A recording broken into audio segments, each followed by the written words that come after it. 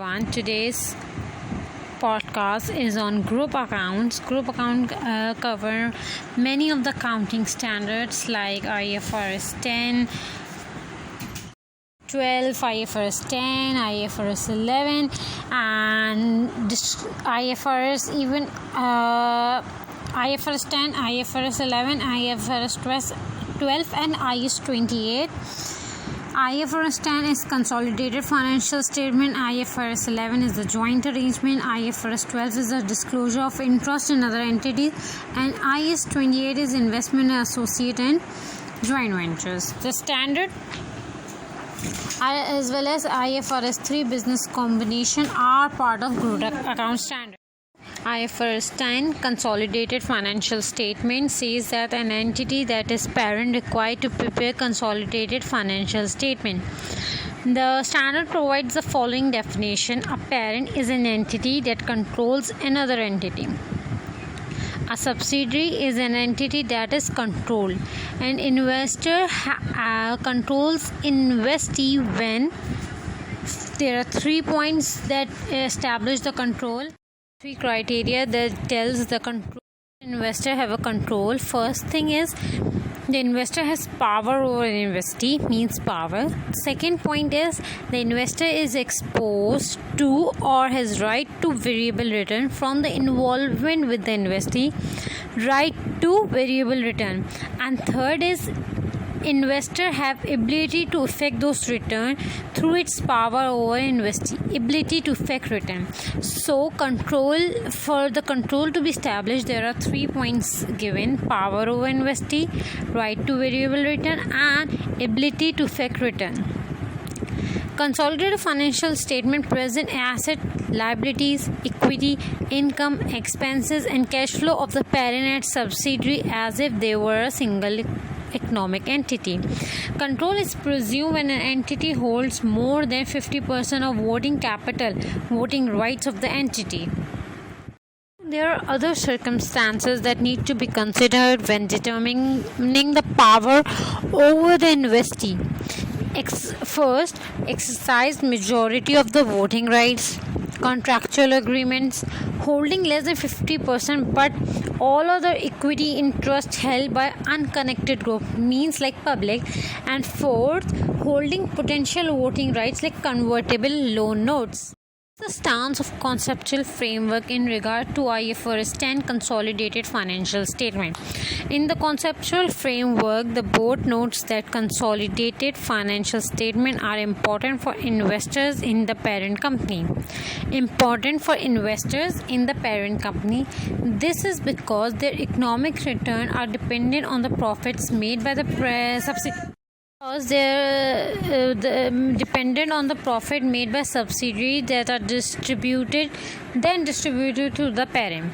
The separate non-consolidated financial statement of parent company provide useful information to its investor, such as the level of distributable reserve, but are not substitute for the information provided in consolidated financial statement. The group structure, there are usually 5 working done for the group structure. First is we are going to make a group structure like parent and its subsidiary, and we are going to write the holding percentage of each subsidiary. The second is the group statement of financial position at the reporting date. The structure comprises of in the asset, we are going to write the assets of parent plus subsidiary and a goodwill. Goodwill is calculated. So this is the total asset figure. Capital will only be of parent, not equity, because equity capital of subsidiary is going to be cancelled with the asset line of parent, that is investment in subsidiary. Retained earning is going to be calculated. Other components of equity are going to be calculated. Non-controlling interests have to be calculated, and this comprises of total equity. Then liabilities, parent plus subsidiary, will be a single figure showing the liabilities of both. You need to do the following things: eliminate the carrying amount of parent's investment in its subsidiary. This will be replaced by goodwill.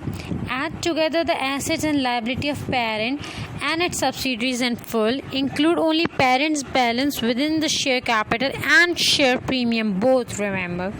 Set up and complete the working. Calculate goodwill, non-controlling interest and group reserves.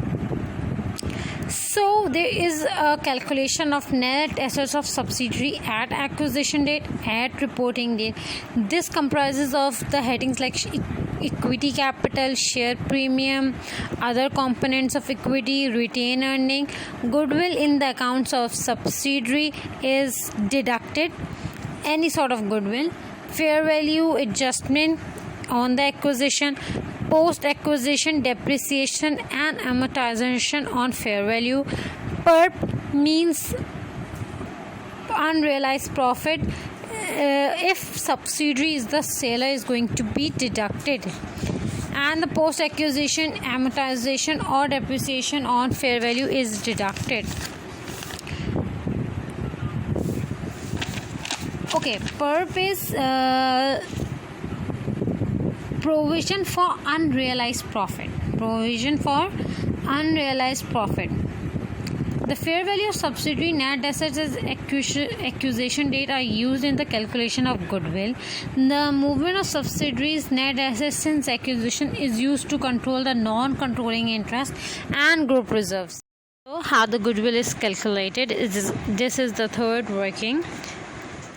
It's calculated as fair value of purchase consideration plus non-controlling interest at acquisition date less fair value of identifiable net asset at acquisition. The net amount will be goodwill at acquisition, and at the year end we will do the impairment testing, and less any impairment if there is an, and the net amount after deducting the impairment will be the goodwill that will be shown in the balance sheet. If there are 2 points to consider, if goodwill method adopted, if full goodwill method is adopted, fair value of NCA of non-controlling interest is equals to non-controlling interest value at the date of acquisition. This will normally be given in the questions. But if proportion of goodwill method adopted and non-controlling interest value is equals to non-controlling interest into the percentage of fair value of net asset at acquisition. Next working, the fourth working is non-controlling interest. Non-controlling is interest, you all know, it is the interest in the subsidiary we have control in and the other holdings in it. So non-controlling interest is calculated as non-controlling interest value at the acquisition plus non-controlling interest percentage of non-control interest percentage of post acquisition movement in net asset less we are going to minus the non-controlling interest proportion of goodwill impairment. If fair value method is adopted, net amount will be non-controlling interest that will be shown in the balance sheet. So, group reserves. The fifth working is group reserve. It is calculated in two parts: retained earning and other components of equity. Retained earning is parent retained earning 100% for each subsidiary group share of post acquisition. For each subsidiary group share of post acquisition retained earning as calculated in working 2 plus add gain on bargain purchase, that is goodwill, less any goodwill impairment, less unrealized provision for unrealized profit if parent was seller, and the net amount will be retained earning to consolidated statement of financial position. If NCI was valued at fair value at acquisition date, then only parent share of goodwill impairment is deducted from retained earning. Now, how other component of equity is calculated. Parent's other component of equity will be 100% for each subsidiary group share of post acquisition of other component of equity. These two figures will be added and other component of equity will be shown in balance sheet. So, consolidated statement of profit, loss, and other comprehensive income. If required to produce consolidated statement of profit and loss and other comprehensive income from individual financial statement of group company, the following 4-step approach will help. First step, group structure. This working is useful to decide the status of any investment. If one entity is controlled by another entity, then it's a subsidiary and must be consolidated. In numeric control is normally presumed to exist if one company owns more than half of the voting capital of another entity. Now, pro forma. Once the group structure has been identified, set up a pro forma statement of profit and loss and other comprehensive income. So, at the end of the we have to leave the space at the bottom to show the profit and total comprehensive income attributable to the owner of the parent company and profit and total comprehensive income attributable to non-controlling interest.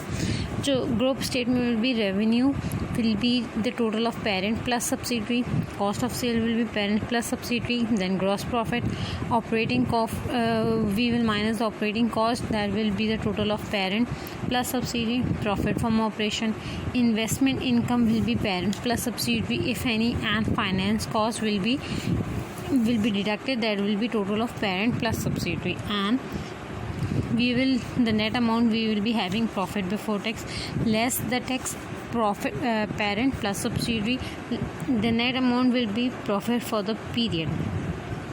Then other comprehensive income will be total of parent plus subsidiary and the total comprehensive for the entire group. Now there will be a line added after this total comprehensive income, profit attributable to the equity holders of parent and non-controlling interest, and profit for the period,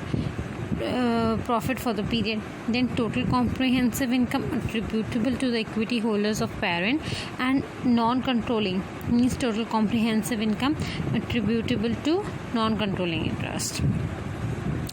So there are something you need to remember. Income, parent and subsidiary income and expenses and items of other comprehensive income are added line by line. But there is a line basis line, but there are 2 points you need to remember. If subsidiary has been acquired mid-year, make sure that you prorate the results of subsidiary so that only post-acquisition income, expenses and other comprehensive income are consolidated. Ensure that you eliminate intergroup income, expenses, unrealized profit on intra-trading group transaction as well as dividend received from the subsidiary. Okay, the next topic is associate.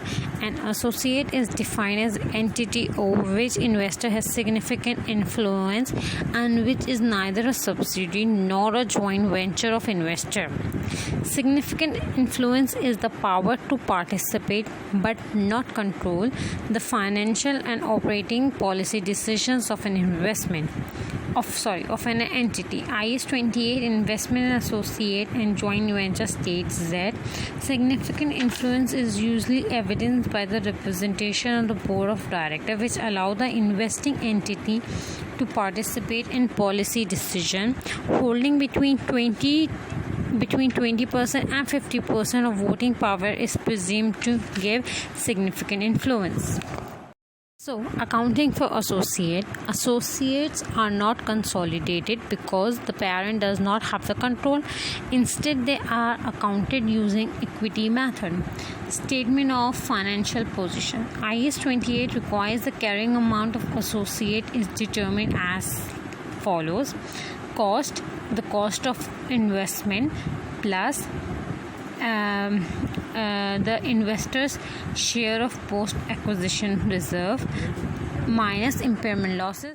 The accounting for associate, the associate value is calculated as cost plus the investor's share of post-acquisition in reserves less any impairment losses minus any investor share of unrealized profit if we are the seller, less any percentage of excess depreciation on fair value adjustment The net amount will be investment in associate. Investment in associate is shown in the non-current asset section of the consolidated statement of financial position. Now, statement of profit and loss and other comprehensive income. For an associate, a single line item is presented in the statement of profit and loss below the operating profit. This is made up of investors' percentage of associate profit after tax less current year impairment losses less any unrealized profit if percentage of unrealized profit if associate is the seller less the percentage of excess depreciation on fair value adjustment. The net amount will be share of profit of associate. Within the consolidated other comprehensive income, the group should present its share of associate other comprehensive income if applicable. Now, adjustments. Dividend received from the associate must be removed for consolidated statement of profit and loss. The transaction and the balances between the associate and the parent company are not eliminated from the consolidated financial statement because the associate is not part of the group. Group share of any unrealized profit arising on the transaction between the group and associate must be eliminated. Unrealized profit arising on the transaction between the associate and the group must be eliminated. If associate is the seller, then debit the share of profit of associate or retain earning, credit the inventories. If associate is the purchaser, then cost of sale debit or retain earning and credit the investment associate. Points and disclosure. IAS 28 notes the following. First, the financial statement used to equity account for the associate should be drawn up to investor reporting date. If not possible, then the difference in the reporting date should be less than 3 months. Second point is the associate accounting policy should be harmonized with those of its investors. And the third, investor should disclose its share of associates' contingencies. As discussed earlier, definition of control and what is control. When an investor controls an investee, conceptual framework have some say in it. The conceptual framework says that an entity controls a resource if it can direct its use and obtain economic benefits that may flow from it. Control includes the ability to prevent others from directing the use of resource and from obtaining the economic benefit that may flow from it. IFRS 10 Consolidated Financial Statement sets out how to apply the principles of control to identify whether an investor controls an investee. The next topic is acquisition accounting. This will begin with the definition of business. IFRS 3 business combination applies when an acquirer obtains a control of a business. IFRS 3 defines a business as an integrated set of activities and assets that is capable of being conducted and managed to provide a return in form of dividend, lower cost, or other economic benefits. So, therefore, if the assets acquired are not a business, the transaction should be accounted for as the purchase of an asset. If assets acquired do constitute a business, the transaction is accounted for by applying the acquisition method outlined in IFRS 3. Acquisition method. The acquisition method has the following requirement: identify the acquirer, determining the date of acquisition. Third, recognizing and measuring the subsidiaries' identifiable assets and liabilities. Fourth, recognizing goodwill or a gain on bargain purchase and any non-controlling interest. Basically, this is the acquisition accounting. There are 4 things. You have to identify the acquirer, who is the acquirer, who is the parent.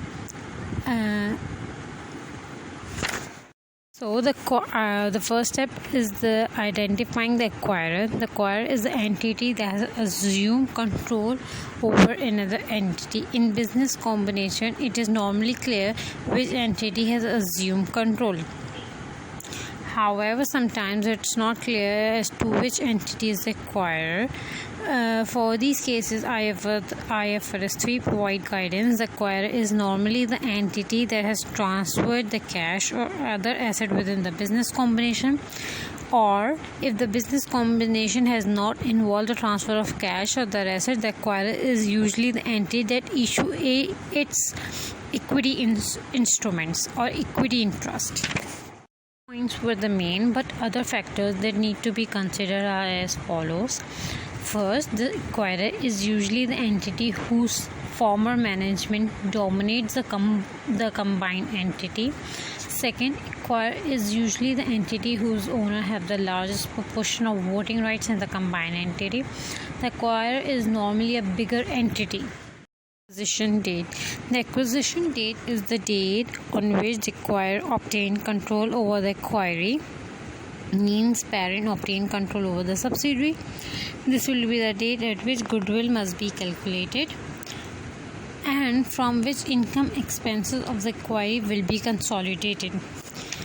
The next, identifiable assets and liability. The acquirer must measure the identifiable assets acquired and the liability assumed at their fair value at the acquisition date. IFRS 3 says that an asset is identifiable if 2 points. First, it is capable of disposal separately from the business owning it, or it arises from the contractual or other legal rights, regardless of whether whose right can be sold separately. So, the identifiable assets and liabilities of subsidiary should be recognized at fair value where they meet the definition of assets and liabilities in the conceptual framework for financial reporting.